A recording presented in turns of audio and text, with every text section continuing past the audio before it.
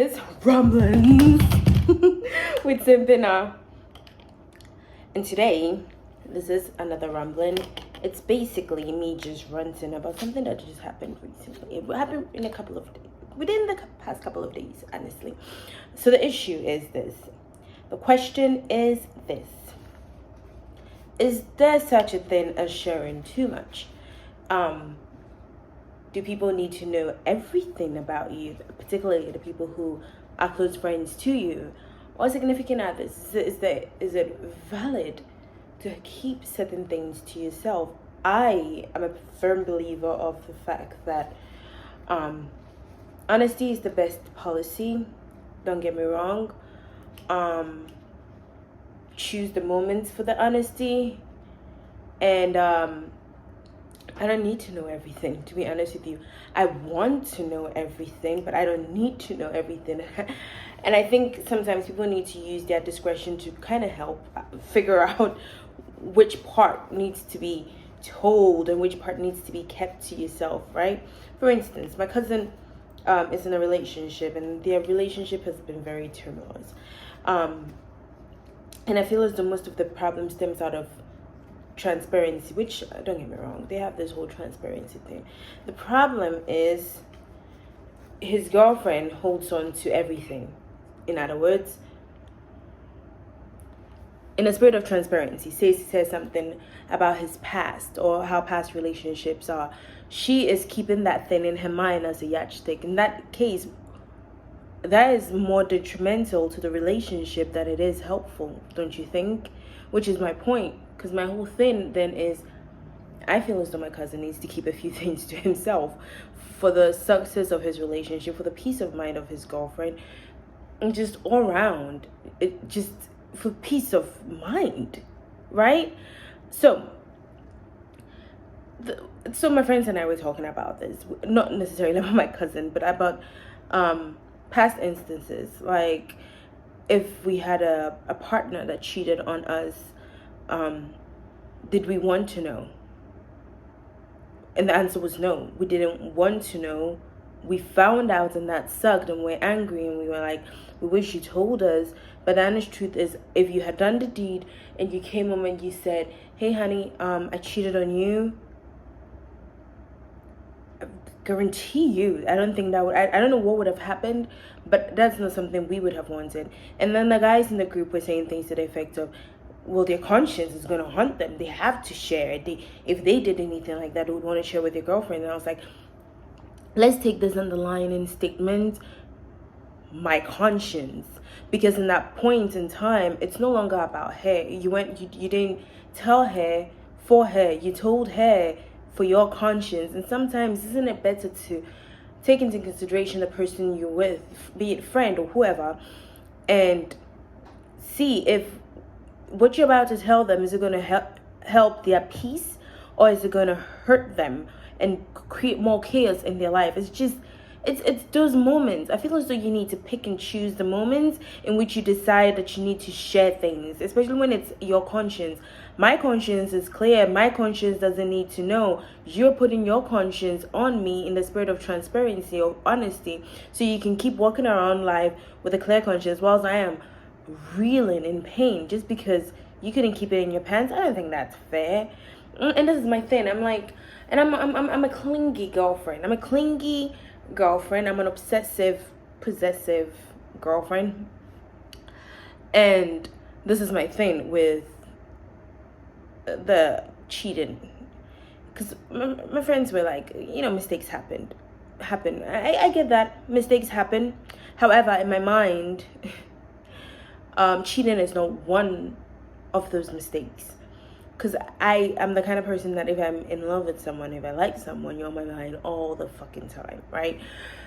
And I would like to believe that I'm on your mind every fucking time too, which means, so you meet this girl so there's a moment in time where I wasn't on your mind. How fucking dare you? And I know that's so full of myself, but at the same time, you start kissing, I didn't cross your mind. You didn't think about my feelings whatsoever. You touching, you didn't think about my feelings. Ripping off clothes, slipping your dick in, None of those instances did I pop into your mind. Now all of a sudden you've gotten your gratification, and now all you can think about is your conscience. For me, fucking keep it. Don't tell me.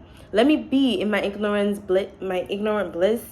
And when I find out, let me fucking hate you for not telling me. And I know this is gonna be a gag for people who are gonna go like, this is what I mean by women are complicated. It's not complicated, don't cheat. But if you choose to cheat, keep it to yourself. And make sure you kept that secret so tight that no one else is gonna let it out for you. It's as simple as that. How complicated is that, truly? And so one of my male friends says that really makes me a scummy person, because his point is, so if I cheated, I wouldn't let my partner know. I wouldn't. And he's like, that's not fair. That's not nice. And I'm like, first off, I'm not going to cheat on you. And if I do, our relationship is over. He goes, that's not your decision to make. Yeah, it kind of is. Because this is the thing with cheating. I can forgive you. And I will forgive you. But I cannot trust you. Or even if I trust you, I cannot forget the act. Which now makes me 10 times more possessive than I am. 10 times more obsessive than I am. I'm now going through your phone. You know, I'm reading text messages. I'm trying to be a detective, trying to figure out, is he doing it again? It's not worth it. You have disrupted my peace on a very, very large scale, that I don't want to be that person that is at home wondering every single time you walk out of the door what you're doing. I don't want to be that person. You have to go. And maybe somewhere along the future, I can let go of that and we can build brand new. But for that moment, I'm not looking to do that again, you know? And so that was my thing. I'm like, all this talk of honesty, and don't get me wrong, I like people being honest to me brutally. I also like when they choose the moments. Like if I'm falling apart and you feel as though that's the moment for you to be honest with me, fuck you. Console me and then find a better moment to be honest with me. That I do believe in that. But my thing is, when, let's say you had an instance in which you found out something about a friend, is it your duty to go tell them? And yeah, I guess you want to, but again, that's the biggest thing for me. The information that you're about to disclose to this person or ask them about or talk to them about, is it going to help them in any way other than you just wanting to share it because you think it makes you a good friend? Is disrupting their peace, hurting their feelings, worth it? I don't know. That's just something that's on my mind. I don't know the response to that, because it dilly-dally. Sometimes I want you to disrupt my peace and tell me the truth. And sometimes I want you to really, really look at me and look at what I'm going through and choose if that information is something I need to know in that time. Is anyone like me? Does anyone share that view? I really want to hear it. I really want to hear from other people. What I'm saying is, if I'm crying and breaking down and I'm not in a good mood and I'm hurting, lie through your teeth to me. But remember the truth, and pick another moment, say 4 hours from then or a day from then, when I am in a better place, to tell me, hey, you know, when you were breaking down crying, this is really how I felt about it. I just didn't think it was the right time to actually point that out to you. That, I feel as though, is maturity. That is how to salvage and save a friendship. Do not tear people down when they're already down, and don't think about things solely from your perspective. Know who you're with, know who your friend is, and see things from their perspective, because I would want to know it's not the same for everyone else. I would want to know it's not that, like, you might want to know, I don't want to know. So I get it. We're used to trying to put ourselves in other people's shoes and try to see from their perspective and all that. But sometimes take a step back and know your friend and see things from their perspective for their own sake. Because I'm telling you, people do not understand the repercussions of the things they do, or how heavy certain people's problems with like mental health and stuff is. And people just are very, very loose with words, or people are just losing how they act sometimes, and they justify it with something as simple as, well, I mean, I was trying to be a good friend. Okay, you're trying to be a good friend to yourself or to me? Because if you were trying to be a good friend to me, you failed royally. You weren't. You get what I'm saying? I don't know how to explain that any better, but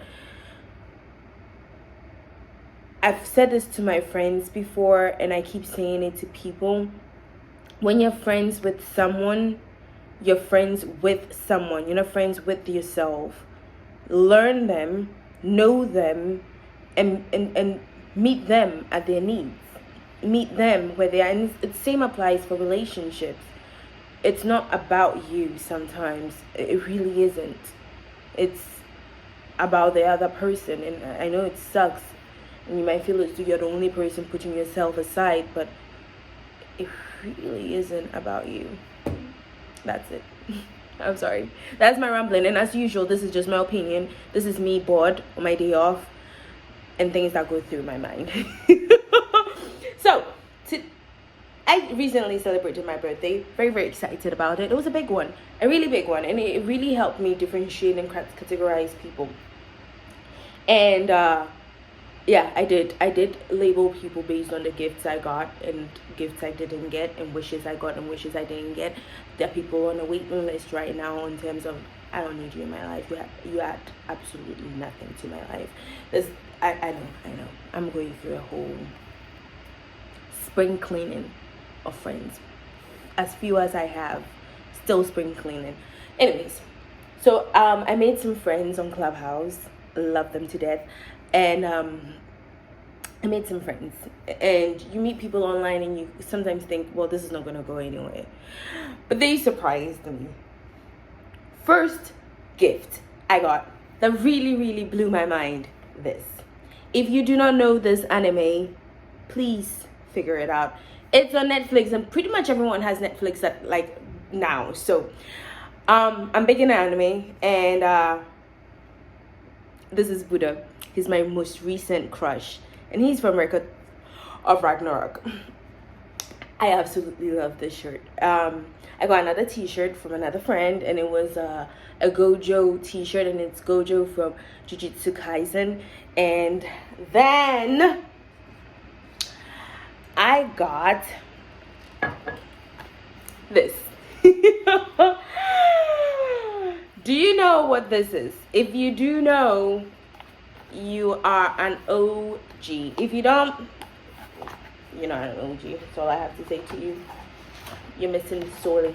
This is from Bungo Stray Dogs. It's the book that you find Dazai always holding. It is the complete guide to suicide, because Dazai is always trying to commit suicide. He's constantly reading how he can succeed because he tries and fails, which is what I like about Bungo Stray Dogs. Most of the characters are loosely based on real life Japanese historical figures, and Dazai is one of them.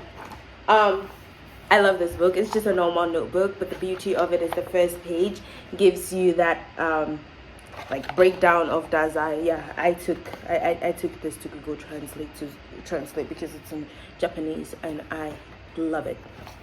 And then the other gifts I got, which I think is like the crown jewel from all the gifts I got, is this. It is my mug. It's a Bungo Stray Dog mug. And what I love about it is that it has all the it has most of the characters from Bungo Stray Dogs, right? So I feel as though every single time I take a sip, I am kissing a favorite character. For instance, I just took a sip, and guess who? It was Dazai.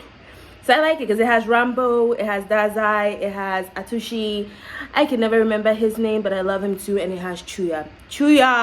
I love Chuya, and I love this mug. It's like my favorite. And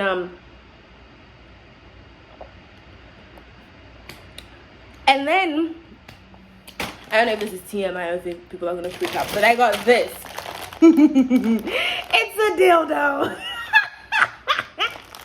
And I think it's the cutest thing. Recently, I've had this like collection for dildos that I just keep buying dildos based on stuff. And for a second that I thought I was going to do like a review on dildos, but I felt as though for the sake of my patience, TMI.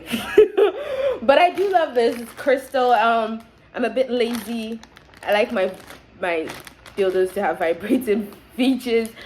However, I do love this, and I still haven't taken it out of the bag because I've decided I'm gonna make this a collectible, in the sense that I'm going to start like putting dildos on my wall and just watching people visit me and squirm because they just look at it and go, that's an interesting statement piece. So this is gonna be a statement piece. It's gonna be a collectible edition that I'm gonna just, I think I'm gonna put it on top of my TV and just watch people just be uncomfortable. So that's the first of my collection, and that was given to me by a friend too.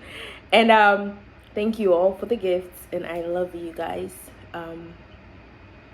Thanks for listening, and this is Ramblings with Simpina. I am Simpina. Bye.